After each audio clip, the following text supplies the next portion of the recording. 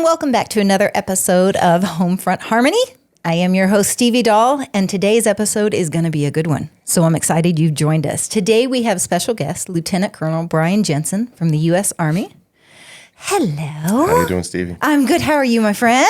Best day ever. I love it. Would you please brag about yourself for a little bit and let us know who you are? Lieutenant Colonel Brian Jenson. I've been in the Army, I guess now a little over 20 years active. Thank you for your service. Thank you. Grew up most of my life in San Diego, moved to Pennsylvania, got recruited to play football by Army out of high school. So went to West Point, played football, threw javelin on the track team, etc. Commissioned in 2005. Spent about 8 years in Germany with trips to Ramadi, Iraq, South Bald Routes right outside of Baku, Iraq, did 12 months there. Commanded Cops Boris, had guys at Zorak and Tillman in Afghanistan, another 12 months there. After that time, did 3 years in England. That was a fun time. Deployed again over into Romania, Bulgaria, some other spots. Doing all that. Went to the General Staff College at Fort Leavenworth, Kansas, and then went to Fort Stewart, Georgia, and Savannah by way of Afghanistan again. Did another trip over there, a few years at Fort Stewart, and that brought me here to Las Vegas, where I now teach the Joint Firepower course, JTAC, a bunch of different schools at Nellis Air Force Base, so part of a small little four-man team there. Told you he was awesome. Okay. So, first of all, you've done a lot in your career, which I absolutely adore and love. Did you have a place that you were stationed at or that you visit that kind of is extra close to your heart that you like a lot? Honestly, probably Germany. Being there for 8 years and getting to travel pretty much anywhere around Europe I could go to. Yeah, there's so many cool things that are kind of the once-in-a-lifetime bucket list that got to do on any 3-day, 4-day weekend. I was like, well, I'm going to go to Prague, Paris, you name it. It was kind of like, I'll go again. I'll go check it out. So, the trains are amazing there. My husband and I were in Italy last year. It was phenomenal. We can't wait to get back to it. Yeah, I absolutely loved it. So every chance I had to travel over there, I was gone almost every other weekend. That's awesome. That's awesome. Mine was Australia. We were at Harold E. Holt, which was out of Exmouth. And they actually closed the base down. It was one of the ones that got closed in the 80s. And it was so weird. It was like, that part of my life is gone. Okay. And now it's a resort town because that's what happens. Sounds about right. Yep. All right. So tell me, what made you decide to actually serve? My football coach in high school. I love it. Honesty is best. Honestly, yes. No, I was recruited by a bunch of the big schools in the Northeast, Penn State, Ohio State, Maryland, Syracuse, et cetera. Talking with my football coach, my parents and stuff. Honestly, I think at that time, because this is all pre-9/11 as well. So I think I knew deep down I needed that discipline from the military and all that. So I knew I could go play football at some other schools.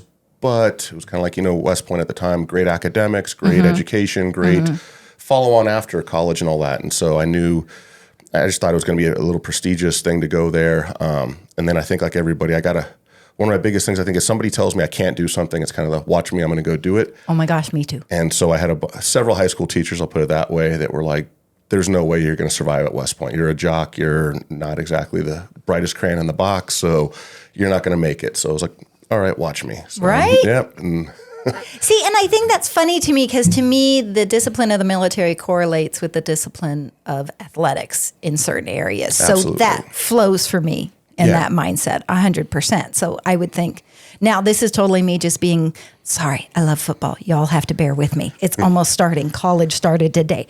So tell me, what position did you play? I began as a cornerback, actually, on the defense. And I was a little bit thinner than I am now. And I went from about... I was going to say. Yeah. And then I kind of filled out and moved over to strong safety. So I kind of had that post-high school fill-out growth spurt and all that. And then, went from about 185, 190 pounds to 210 over a summer or two. And that's awesome. Moved over to strong safety. That's awesome.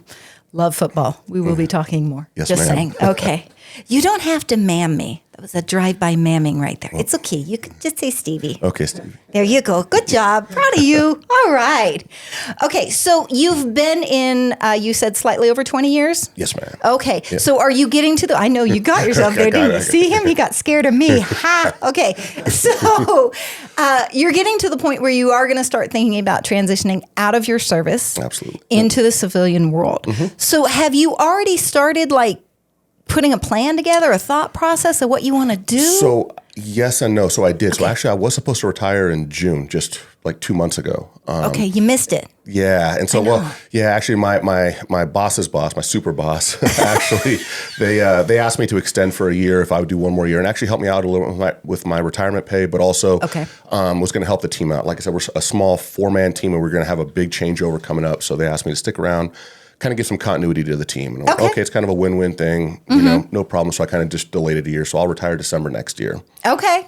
So with that, I started putting together kind of a plan, you know, last year and all that, and had some surprises too, and just kind of figuring out. Luckily, I have a civilian that works with me and all that. Rob Santa Maria, awesome guy, West Point hockey player, retired lieutenant colonel as well, who actually retired out of the similar position that I'm in right now. Okay. Who's kind of helped and coached me along a little bit with stuff too. So I went like last August, I went down to the, it's called the SAC, like the career conference for all the academy graduates, Army, Navy, Air Force, Marine, Coast Guard, et cetera, down in San Diego. So start trying to get an idea of how to put things together. And so that was a kind of an eye opener. It kind of confirmed some stuff that I realized like, I didn't know this other stuff, kind of denied some stuff, if you will. So I started kind of putting together that, kind of plan at that time with some guidance from Rob as well as some other folks that have retired that I talked to. And I think that's so key. I love that you brought up Rob, because I think that one of the biggest things is it's so helpful to find mentors in those who have gone through it recently.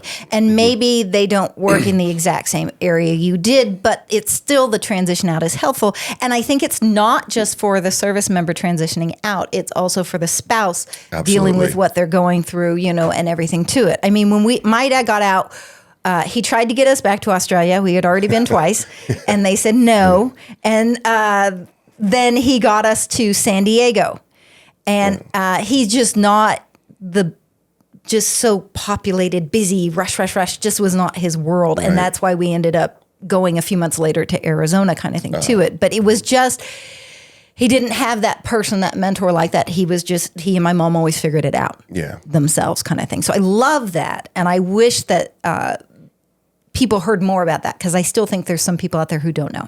Yeah, absolutely. I think that's the biggest thing. And even I'd say Rob's helped me out. One of my old bosses, Colonel Steve Height, who's retired, Colonel Chris Cardone. I could go on the list of old friends, bosses of mine, et cetera, that have all retired. And I think that's the biggest thing on the officer or enlisted side is reaching out to the folks that have gone before you, that have gone through the transition and maybe not hit the pitfalls that they did, but they'll help you through those. Or, hey, here's what worked for me. Maybe this might work for you.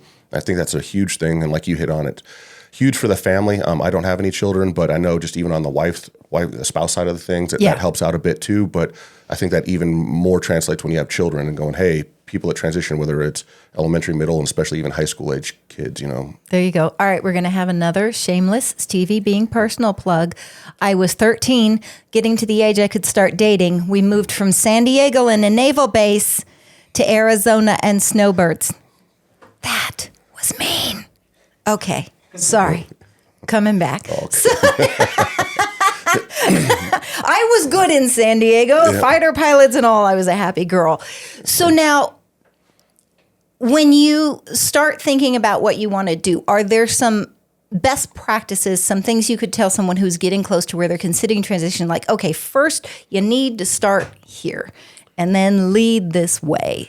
I think there's a couple things with that. One, obviously, is financially, because that's going to be one of the biggest crossovers. Mm-hmm. We always make the joke about the military. You know, when you owe the military money, they'll take it yesterday. Yes. They're going to take it right away. When they owe you money, well, let us make sure we got the ducks in a row, and you'll get it in the next 3 to 6 years. Mm-hmm. And so just talking with folks, I know that coming down to kind of your final paycheck, for example, the Army, for example, is going to go through all of your records, make sure you don't owe any money. Have you got all the money you actually deserve? Your back pay, your retirement pay, all that type of stuff. So a lot of times there's a little bit of a gap from when you retire to actually getting that final paycheck, if you will, from the military. Gotcha. So I think there's a little bit of a gap there too, depending upon when you start your civilian career, that you need to make sure you have like a little cushion, if you will, that, hey, I might have to kind of come out of pocket for next month's bills, mortgage, et cetera, until I get that paycheck back. So having some sort of flexibility and having that little bit of a cushion financially, I think really helps out on that crossover, or at least being prepared for that.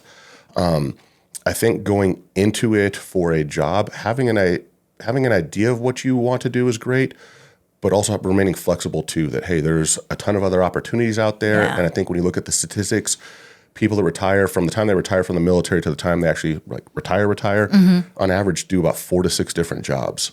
Yeah. And so I think some folks I've talked to kind of cornered themselves. Were like, nope, this is the dream job I want. I have to get this one job. And if I don't get this one job, I'm not going to do anything. And it's like, whoa, hold up. It's okay. You can take another job and kind of build up that corporate ladder or whatever, or swap at a later date. But, Yeah. And I think that the mindset when you're in the military is, this is my career. This is the path I'm following. This is the way I'm going. When you get outside in the civilian world, you will find people jump. People are recruited. People change. My goodness, I was going to be a famous Hollywood actress. See how well that worked out? And now I'm the director of security for a company, but I love what I do. Yeah. And it was a passion I didn't know I had until I had the opportunity to be involved in it and to grow in it. And then it let me feed this other passion to evolve even further. So I think that sometimes you have to not be so hard on yourself. Yeah. You got to let yourself go with the flow, you know? Yep, absolutely. And I think that even goes a little bit kind of, you're tying in with the difference of the timelines from military to civilian is, with the military for the Army, we always know where we're going next. We know a lot of times 6, 8 months, sometimes even a year or two out, you'll know this is going to be my next assignment. This is where I'm going. I have plenty of time to prep it. And that was kind of an eye-opener for me when I went last August telling folks, hey, I'm going to be retiring and looking for a job around June, July. And they're like, oh, that's great. Here's a card. Keep in contact. Let me know what you're kind of thinking. Yeah. But we won't start locking stuff in until you're about 90 days out. I was going like, wow, 3 months out. That's such a short window. And everyone I talked to on the civilian side was like, hey, no. They kind of pop at that last second, which was kind of like, okay, that made me a little uncomfortable, but also I had to kind of calm down and go, okay, I got it. On the other hand, here now I've got another 6, 8 months to make sure my ducks are in a row, my resume and all that type of stuff. So in a way, you have a little bit more time than what you think. It might be a little bit more last minute than what I think the military folks are comfortable with. Yeah. But I think at the same time, if you can capitalize on that and get your ducks in a row, get your resume, know what you want, know what you're looking for, take advantage of all the resources they have out there, et cetera, you'll be set up for success going into that kind of final stretch where you'll actually lock in a job. Absolutely. And it's going to vary from service member to service member, because my dad was supply. We moved every 2 years. One time we stayed with somewhere for 3 years. That threw me off. I was used to the moving every 2 years kind of thing. So the transition out of service, was something that when he decided and we went, kind of thing. So everybody's going to have their varied timelines of how they lay out, and they do. There is not, this is my biggest thing I tell people, there is not a magic timeline I can give you. Yep. There is not a magic paper to use on your resume, a font or a format that's going to guarantee you are set as soon as you're done, okay? There are recommendations that can be given, but in the end, it has to be you. Yes. You don't want to project like in a relationship, you don't want to project somebody you aren't, and then later down in the relationship, you start being yourself and they're like, whoa, who the heck is this person? Yep. Same thing with the employer. You want to make sure the culture fits both. The environment is good for both. So that's a very big key that I think. Now, resumes are huge for me because I have no doubt you speak the military speak very well. Yep. And when you're making your resume for your civilian world, you have to translate. Yes. So how did you translate your military to civilian? So kind of tying off what you were just talking about, it that there's no absolutes, there's no one way to do it, no font, no format or whatever. It was kind of the same for me. It was funny. I reached out to friends, even some of the West Point, chat groups and other officer chat groups and all that. Hey, what did you guys do? Some people will tell you, hey, you got to, here are the companies that'll write the resume that'll help you translate that military to civilian talk. And other people will tell you, hey, no, no one knows yourself better than you. You need to write your own. But they were all kind of talking in those absolutes. And I went, well, that's not a cookie cutter that just fits everybody. Right. You got to know yourself. You got to know what's best for you too. I will admit I'm a bit of a knuckle dragger, football, boxing, jiu-jitsu, et cetera, taking a few lumps on the noggin. So, yeah. Writing my resume wasn't going to do well if I said, I do good. Me good. Hire now. Good leader. So, people listen. Yes. So I kind of took the middle ground, which I think is kind of the best. I have friends that are phenomenal writers. They're very eloquent. They can communicate great. So them writing their own resumes, they knocked it out the park. They did awesome.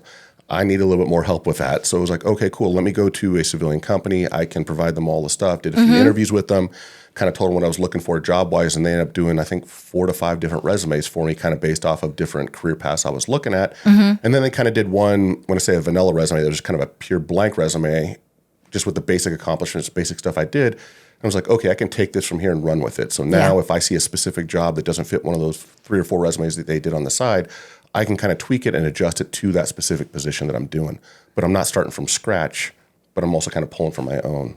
Absolutely. Well, so little tidbits of fact, because I deal with this in my everyday world of the staffing world. So there are military to civilian translators online that you can use, and you input the military term, whether it is your rank, it is what field you were in, et cetera, and it will translate it to the civilian. So you can make your resume so that it reads for them to understand. That one is kind of a little honeypot that we found recently, and we think it's phenomenal because, again, this is one of those things I don't think everybody knows is out there. And it's one of those items that can really help grow. Now, yes, we're a staffing company. We will sit down with you. We'll help you do your resume and create it. And there are varied resumes you can do. And quite frankly, some people like to do pinpoint. Like you said, you got 5 of them. So you probably had 4 of them were specific to jobs, which include keywords, et cetera. That's because a lot of companies are using software now. And what happens is when they put your resume in the system, it scans it for the keywords. And if you don't meet the match of what keywords they want, your resume is kicked out and you're not considered for the position. AI is not my friend. I'm security. I don't like it. But other people love it, so it has its good things. It's fine. Okay. But that is a key with the resumes. If you're going to do specific ones, you need to make sure you called it vanilla, I call it kind of generic. It's a generalization of everything that you can do and where you are and where you're at so that you can flow. Because you're right. You might apply for a position and then you interview with them and you go, oh, yeah, it's not going to meld, you know? Yep. So that's a big key to it. So now, how long has it been since you sat down and did a job interview? Ooh. Let's see. It's been a few months at least. Okay. It's been at least a few months. Yeah. Once I kind of did the extension and was like, okay, let me put this on the back burner, keep my finger on it if you were a thumb on it. But yeah, kind of. So when you first started interviewing in the original was going to retire phase, how was it? Were you ready to go? Was it really weird because you hadn't interviewed in so long? Talk to me about what your thought processes were. I had kind of prepped with that, talked with a few folks, even like my brother-in-law. He's the head of the Rose Bowl Foundation down at the Rose Bowl in Pasadena. So I know he's interviewing people all the time and has had other stuff as he's worked his way up through the ranks doing interviews. So I kind of pulled from folks that had been interviewed before and, hey, what type of questions do people usually ask and where do they go and what do you think and all that. So I kind of went in with that mentality going into it, and I think I can kind of flow with what people are talking about and what they want and stuff. And at the same way, I think there's things where you can take from the military and know what type of job am I going into? What have I done in the military that could translate over to that? For example, looking at stuff like project management, and they have the whole PMP, the project management process, and the 6-7 steps for that. It's actually mirrored off of our 7 steps military decision-making process, or MDMP, that we use for all of our military operations planning. Okay, what was MDMP again? Military decision-making process. Okay. So it's actually one of the classes I teach at Nellis at the Air There Force you Base go. here. Okay. So when you look and you compare the steps together, they're almost side by side exactly the same process. Okay. The project management process was actually derived off of our military process.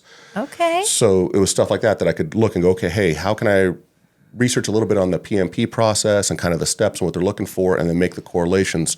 So when I was looking at project management positions, when they asked about it, went, okay, hey, I have not been through your PMP courses and all that, but here's all the stuff I've been doing for the last 20 years in the military. I can plan all these operations, and now here's how the steps line up. So how I can take it from the military, and literally I'm just stepping right over to the civilian side. Yeah. Now I can learn your processes, your business, your company. Give me 30 days on the job. I'll have that locked down. But here's all the experience I can take from the military that's actually going to directly apply to your company and business. And this is why we talk about having a strategic plan. Do you see how he's not hyperventilating or anything? Because he has a plan. He knows where he wants to go to it. It's going to change. He gets it. My dad always said, be a duck and let it roll off your back. Just let it roll off your back, okay? I think that I didn't want my dad to retire. My sister was good with it. She was okay with military life, but she was done moving. She wanted to stay in one place. I enjoyed the life greatly, so I wasn't ready for him to retire. So it was very interesting to see the dynamic between the two of us when he did and how and ironically, we never thought we'd graduate from the same high school, and we did. So there you go. I mean, we're not far apart, but still, 3.5 years is enough that you could expect a different school when your life's military. So I think that it's great that you're you're able to take it and segment it to understand what you can contribute in the civilian world so that, you can speak with them. Right. It's funny because I do a lot of government work, and holy cow, the acronyms, man. Yeah. It's going to make a girl's head hurt sometimes. And they have acronyms that are the same acronym but mean different things. Because, it wasn't fun enough to have 1,000 acronyms for something. So I think that's really cool that you were able to associate that program into what the civilian world uses. So that's awesome. So do you have an idea of where you want to go in the civilian world, or are you still kind of feeling it out and figuring it out? Kind of figuring out as far as what job I would like to do or take, but I know I want to stay here in Las Vegas, so looking in the Vegas. So whether it's a remote job that I can get here or if it's something here in the Las Vegas greater region or area, I think we're going to stay here. Take, I think, something special that I have no clue about, that unpassable job where you go, all right, I'll take the $1 million job in Hawaii. I mean, shucks, but it's so hard. Yeah. Yeah. No. So it's that lightning strikes. I think we're going to stay here in Vegas. So I'm looking in. Well, it's Vegas. Vegas area. Hello. Yeah. Born here, just saying. We moved, but still love it. Born here. So I think that it's wonderful to know where you want to end up at. I think that was one thing that my dad wanted back to Australia. But other than that, he wanted the beach. So those were what the options came up for him, not realizing once we got to San Diego just wasn't the kind of world he and my mom flow. They're very easygoing, laid back kind of thing. They are Hawaii. They should have been in Hawaii is where they should have been, but that's beside the point. So I think that that's great that you want to be here. I think it's awesome. Mm-hmm. I think if you need help, call me, staffing agency, just saying. Anyway, so, and, lead the military hiring program, just saying. But I think that one of the biggest keys that we run into that is hard to get to everyone, and you want everyone to know about it, especially those like you transitioning out, are all the different areas set up to help you. There are so many different programs and areas. The DoD has done phenomenal. Sorry, Department of Defense. See, I'm all government speak. Has done phenomenal with creating programs, and they have some now for the spouse that are phenomenal, where they actually are helping the spouses in their career search and line up. And I love that because they didn't have that. When I was a kid, my mom had to go find a job. She waited till we moved. She got us settled, and then she went and found a job, and that's what we did, And thankfully, she had an amazing career because she started out in dental as an assistant, and by the time Dad was out, worked her way up to office manager. So she was running the show.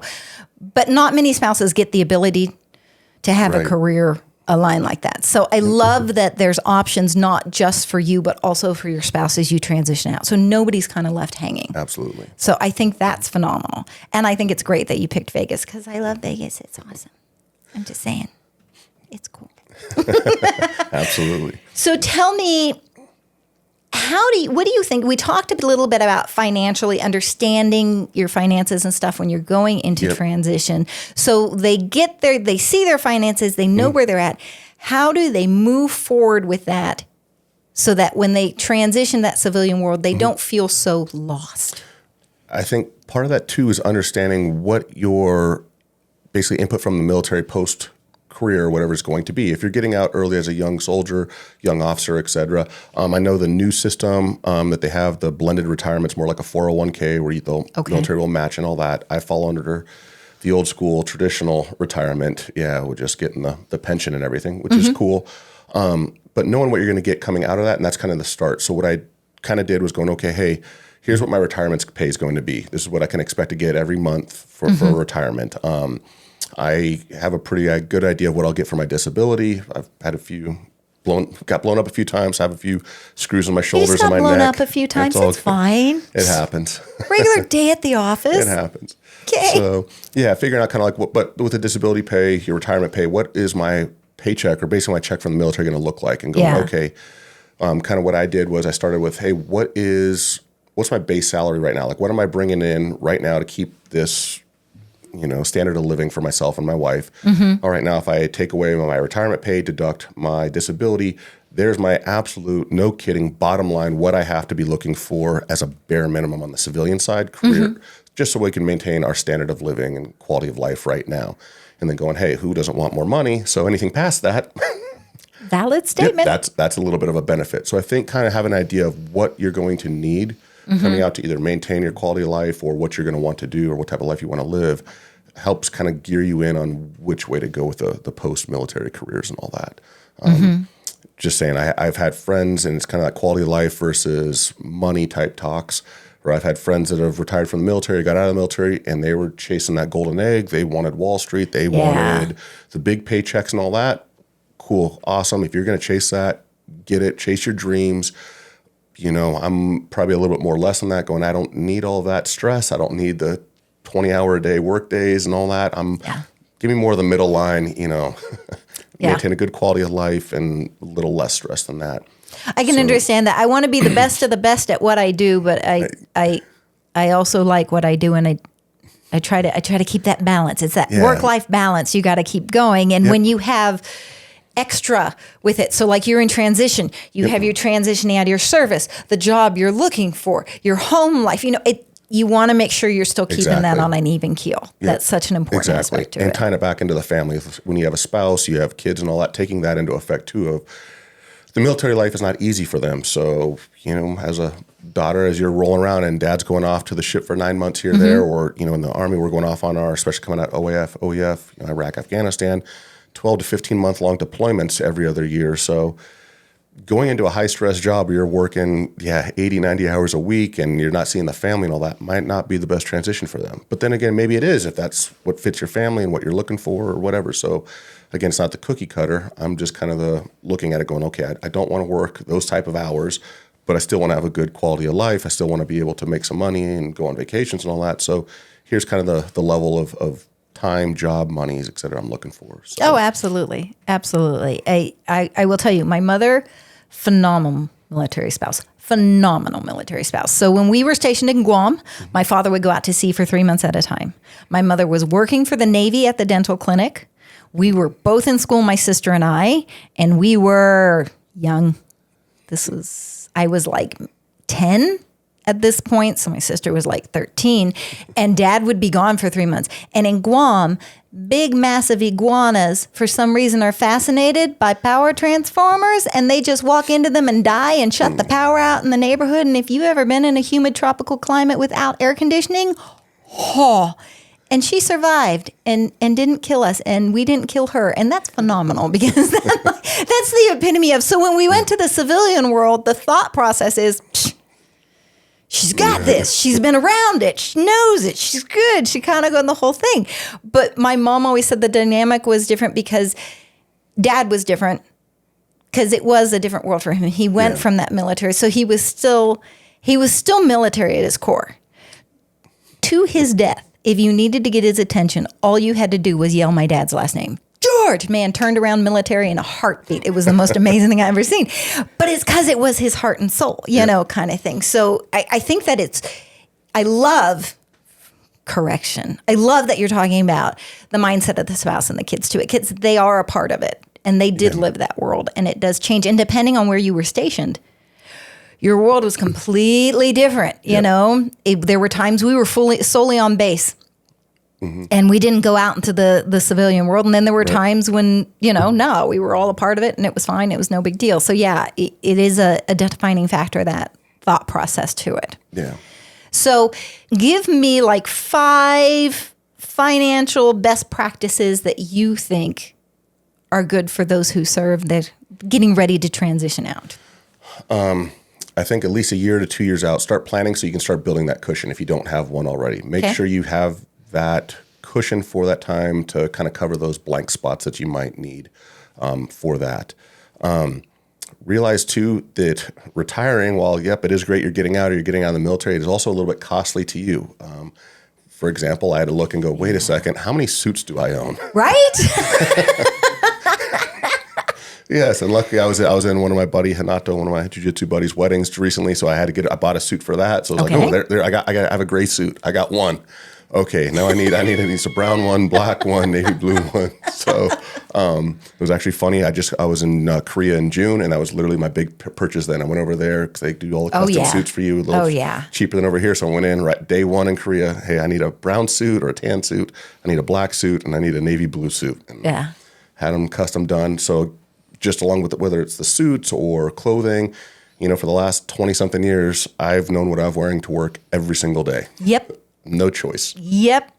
And now it's like, okay, I need to start building a little bit of a wardrobe for corporate America or for whatever job it's going to be. So, very good point. Yeah. So looking at what you're going to have to buy and purchase and all that for the transition out. And again, if you're starting to look at whether you're going to use like some of those resume writing companies and stuff like that, there is money that you're going to have to pay for it and everything too. So start looking at least a year to 2 years out what exactly you're going to need financially to both save, but then also buy for stuff. And not to deter your thought process, but need to chime in. Look into the companies you're using for resume writing, staffing, etc. Okay, because yes, some companies charge fees, some companies do not. And so you want to find where you're at. The company I work for does not charge the candidate.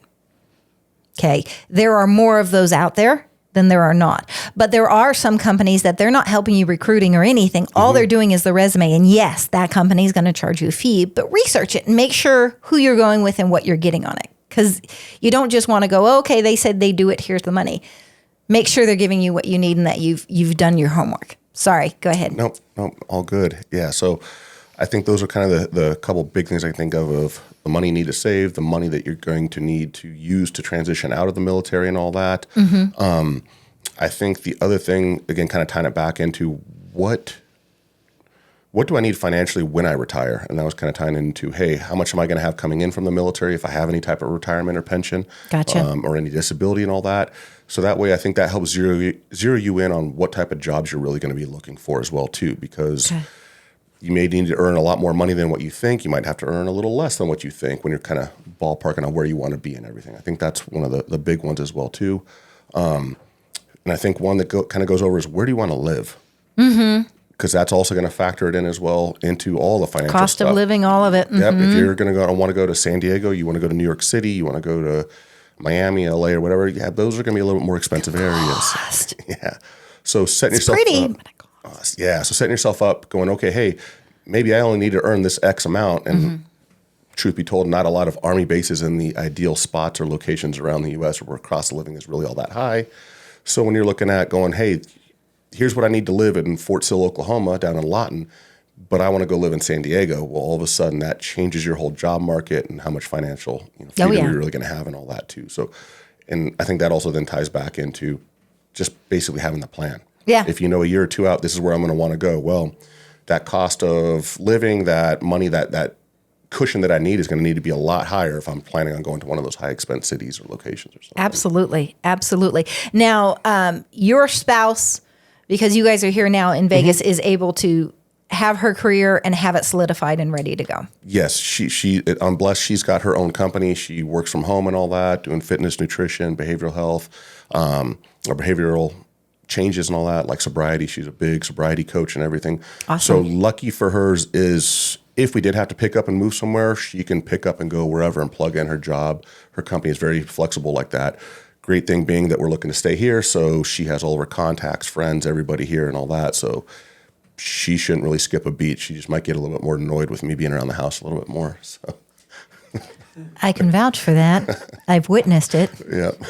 Actually, I mean, big props to her. My sister owns her own business, and it's a lot. People are like, oh, I just want to be my own boss. And sometimes they don't understand what it takes to actually have a successful business that you own. Yep. She is on the grind 24/7 doing all of that between her jobs, writing a book, doing her podcast, doing her coaching calls, her groups, everything. Yeah, she is on a grind and putting in a lot of time. Yeah. So. But when you are passionate about what you do and you love what you do, it doesn't come across as much as you get exhausted, make no doubt. My sister works her booty off, but she does phenomenal work and she loves her end product. It's exhausting to get there. So, but that's a key to it, is that passion, to have that build to it. This is why I do this, because I love this and I like talking to you and that's what I want to do. So that's where we're at. I want you, before I let you go, to tell me one of the coolest stories of your service.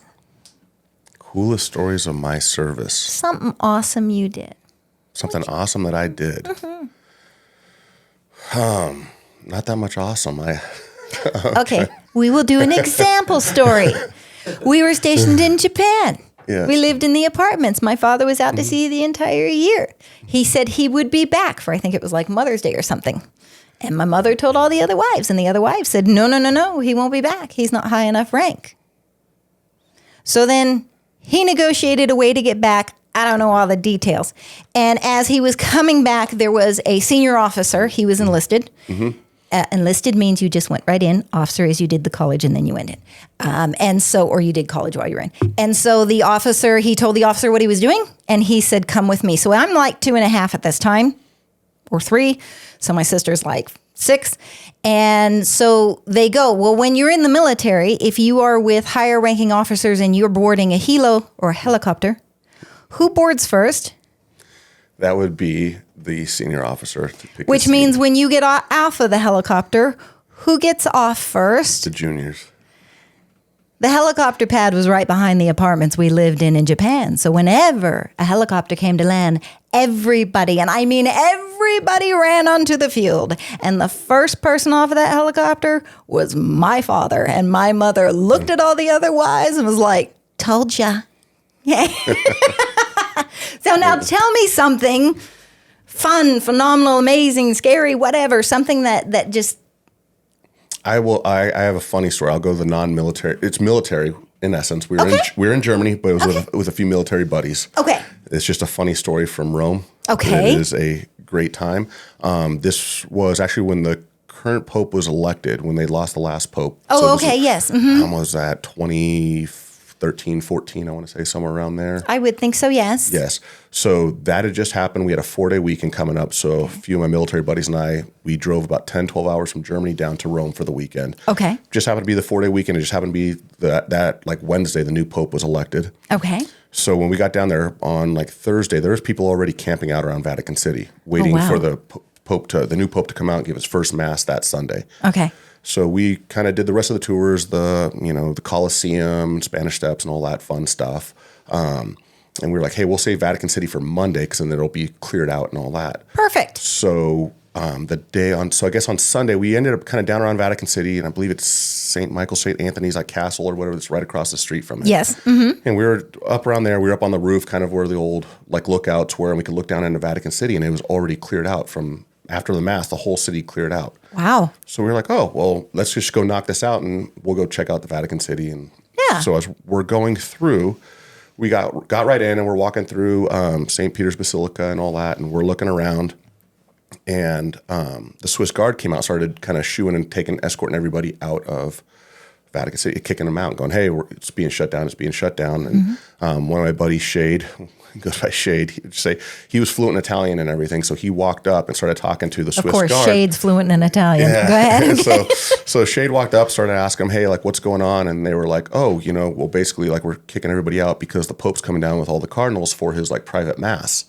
Ah. So Shade was like, oh, yeah, so where are we supposed to be for that? And he went, oh, you're here for the mass? And he was like, yeah, my buddy's not here for the mass. We were just checking out the basilica. So the Swiss Guard was like, oh, yeah, you guys are supposed to be over here with this group over here. That's where you're not supposed to be over here. You're supposed to be over there. And he was like, oh, shucks. Okay, just like, let me grab my friends. We'll go over there. So we're over, my buddy Ricky, my buddy Pat, myself. We're over taking photos of stuff. And he comes over and goes, hey, guys, keep your mouth shut. Don't say anything. Put your cameras away. Get over here. We're about to have mass with the Pope. And we're like, what's going on? So we went all over there. And so we're just kind of standing in the middle of this group of people. And so all of a sudden, right into the little private hall in there, private pews and everything, here comes like 42 of the cardinals with the Pope and everything. And about the last 2 pews are just some civilian folk, just us sitting in the back. How awesome is that? So we're in there, with them on this private mass. Now it was being all done in like Latin, Italian, and all that. So I have no clue what's going on. No clue what's going on. I'm just Christian, not Catholic. Hadn't been to a Catholic mass. Neither had Ricky or anything like that. So we're sitting there like, what are we doing? And obviously Catholic mass, there's a lot of standing up, standing down, and all that stuff. Luckily, my friend Patrick, my buddy Pat, was Catholic. So perfect. He's like, I don't know what they're saying, but I know like what we're doing. So we're in the pew together, and Pat's whispering to us, stand up, sit down, do this. And we're like, we're up, down, up, down, up, down. And then all of a sudden, so then everybody gets up because they're going to take communion. Mm-hmm. And so there's the Pope up there. Oh my God. Communion. And all the cardinals start going up. And we're like, oh, I'm panicking. Like, man, am I going to have to do this? Am I going to do this? Am I going to do this? And so Pat's like, hey, I'm going to lead. Just do what I do. Yeah. And so we got in line with everybody else and went up there. Did you get communion from the Pope? I took communion from the Pope. My goodness. No clue what I was doing. Just stood up there, saw Pat do it. And I was like, oh, that's what he did. And right. Stuck out my tongue and took the little wafer and stepped That's off on the side and all that. That is phenomenal. Yeah, and we walked out, and then we stood out in the square, in Vatican Square after that, because the Pope and all the cardinals, they obviously left, and then we all walked out, and the four of us just literally just stood there just staring at each other. Like, I don't even know how to describe what just happened there or anything. And okay, people, and that is the awesomeness of stuff you can experience in military service right there. Okay, my goodness. I love that. That is awesome. That is like the best story. I absolutely love that. That's phenomenal. And you got from the Pope. So my mother's Catholic. My father was Southern Baptist. So we got raised non-denominational on it. But I know all of everybody, so I can do appropriate as I need in the scenario. But that. I love your friend was like, stand up, sit down. That's exactly what it was. Yeah. So, like you said, that's what the military can lead. Some great military friends off doing crazy shenanigans on the weekends. And just from that story, I love your friend Shade. That's awesome. I just love that. Yeah, we're not supposed to be over there. Shoot, move us where you need us to be. Yep. Love it. Love it. Love it. Well, I really appreciate you joining us today. I intend to have you back. Yes, ma'am. And we're going to have to get your wife on here. Absolutely. Because she sounds phenomenal and I love it. Yep. But thank you so much for your service. No, thank you. Thank you so much for joining us today. Mm-hmm. All right, everybody, it's that time. You know what you need to do. You need to like, you need to follow, you need to share, you need to come visit us, you need to tell all your friends about us. The more we can get the word out about this program, the more service member families we can help and get everybody the information that they need. I love seeing you guys every time. I will see you next time. Have a wonderful rest of your day. Mwah.